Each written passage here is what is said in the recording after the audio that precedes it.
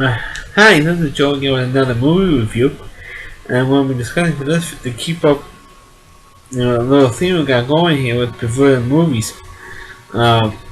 We just did a review for Blue Velvet, and now we're going to do a review of another series of movies that Adrian Lane did. Of course, he directed 9.5 Weeks of Fatal Attraction. So this is like the third movie, even though I never reviewed 9.5 Weeks, but I recently did a review for Fatal Attraction. And now, this is like the third film in that series that he kind of did, even though he spaced this out. And it's a movie called Unfaithful. Now, which is the film we'll be talking about, which starred Richard Gere, Diane Lane, and I think Oliver Martinez, one of the three main cast members. I think the movie came out in the early 2000s. I forgot what year it was. I think it was like 2003, 2004, around there. If I'm wrong, please correct me with the comments if I'm wrong when year Unfaithful came out. For those who don't know the movie, this is the movie that Diane Lane got her one Academy Award nomination out of it. And I want to get to what scene got her the nomination, which is kind of a stupid reason why. For those who don't know the film, it's about a housewife played by Diane Lane who's married to a successful lawyer played by Richard Gere, and they have a pretty successful marriage. I think they had a couple of kids. I think at least one or two kids. And forgive me if I get my facts wrong, because it's been a while since I've seen this movie. But they have a pretty successful marriage, and for one particular reason, Diane Lane was in New York City, and they live like in Westchester or something. And she's in Manhattan, and she met this book collector by Oliver Martinez. And this one particular day, she just happened to be in the neighborhood where Oliver Martinez lives, and there was like this big windstorm, and she ends up falling and gets cuts up her knee pretty badly. And Oliver Martinez saw her falling and brought her into his apartment, or his loft, and she's impressed with his book collection, and he shows her that patch. He does patch up her knee, and then all of a sudden he's thrown into this passionate love affair. And that's pretty much what a lot of the scenes, where the story goes.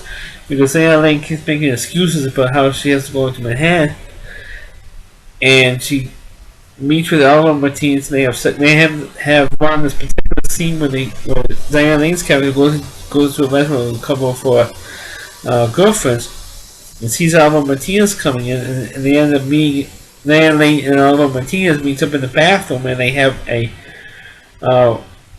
raunchy sex scene in the bathroom. And then later on, when she leaves the girlfriends in the restaurant, she goes back to Oliver Martinez's apartment, and she says, "Did you F me? F-U-C-K me?" in the bathroom. He goes, "Yeah, I did." And of course, and they happen to have sex again. And then, of course, eventually, the Richard Gere character, he finds out that Diane Lane's been cheating on him, and is trying to determine who is having sex with his wife. And he ends up tracking down the Oliver Martinez character, and they guess they kind of have it out. And then the Oliver Martinez character, he's kind of like bragging that he was satisfying his wife with Diane Lane more than Richard Gere was satisfying her. And then Richard Gere picks up like this heavy object and whacks Oliver Martinez in the head and kills him. And then, of course, you eventually find. The cops find his body in his apartment and trying to determine who did the deed. And unfortunately, it looks like that nobody is going to be arrested for it. But Richard Gere admits, I think he eventually admits to Diane Lane that he killed her lover. And he says, but what should we do? And he says, should you go to the police and confess, and you're going to probably spend the rest of your life in prison? And he says, well, for right now, the cops don't know who did it for right now. And at the end of the movie, kind of leaves you in a cliffhanger at the end of this movie, because they do end up driving to a police station. They get to a red light. They're driving through the town, and they get to a red light. It just so happens that that corner was a police station, and the car just stops and stays there. And you don't know if Richard Gere is going to get out of the car and go into the police and turn himself into the cops. And that's pretty much where the movie ends. Now, like I said earlier, the scene that Diane Lane got nominated for the Academy Award for this film, and I think that she did. Not only did she do a great job, Richard Gere did a great job, and this is the first movie that I've seen Oliver Martinez in, so I think he did a fine job as well. But of course, the problem is the Diane Lane. The Diane Lane was the only major actor who got nominated for an Oscar for this film. And the scene that she got nominated for was after when she first had sex with Oliver Martinez, Oliver Martinez's character. She's on I think it was the Metro North Long Island Railroad train. I know earlier I said they live in Westchester, but I think it's either Long Island Railroad or the Metro North. Now, those of you who don't know New York City, we do have three major subway commuter lines in New York City, New York City area. Now, of course, the New York City Transit subway, which of course has number lines and letters to represent each particular specific line. We also have two commuter lines that go outside New York City to Long Island and to Westchester County, which is just above the next county up from the Bronx, because that's in the Bronx, it's Westchester County. If you know the geography of New York State, of New York. So you have, and it also goes to Connecticut, Metro North. And plus, we have the New Jersey Transit and the path that goes into comes into New York City. And so Diane Lane is sitting on the train all by herself. She's the only one in the car, crying. And as she's crying, or on the verge of crying, they show flashbacks of the first time that Oliver Martinez and her had sex in Oliver's apartment. And because of that particular scene, that's the scene that got Diane Lane the nomination for the Academy Award for Best Picture. And another thing I might add as well is that Diane Lane, this movie really got her recognized. I think the movie that got her recognized first was when she was 18 years old, and she did a little movie called The Outsiders. And she was about 18 years old in that film. But then between that movie and I think for about 17 years, she's been kicking around, doing other movies, doing other projects. But the movie that got her on the national scene after The Outsiders was she did the movie with George Clooney called A Perfect Storm, where she played, I think, Donnie or Mark Wahlberg's girlfriend in that movie. And Unfaithful came out a couple of years later. And I thought she did a terrific job. And another thing I might add as well, that every time you do see her Diane naked in this movie, you see her boobs, her breasts are exposed, see her in her underwear. And there was this one particular scene after the restaurant scene that I described earlier. You do see her, Oliver Martinez, go open her boobs. After that scene in the apartment, let's say have sex again. And but she did use her own body in that movie. She did not use her body though, but that's really Diane Lane in those nude scenes. Whatever nude scene she did, that's her body. That is her. And you can say, what's the big deal over that? Well, there were a lot of movies that I have seen where it wasn't even a sex scene. It was a scene where a girl or an actress is in the underwear, or at least topless, and they turn around and you just see it from the back. And they use body doubles, like Julia Roberts in Pretty Woman was a body double. If you don't specifically see the face, it's a body double. But in the case of Unfaithful, Diane Lane, she did use her own body in this film, and which of course said, hey, alright, you see Diane Lane naked. So that's the one movie where she actually does nude scenes in.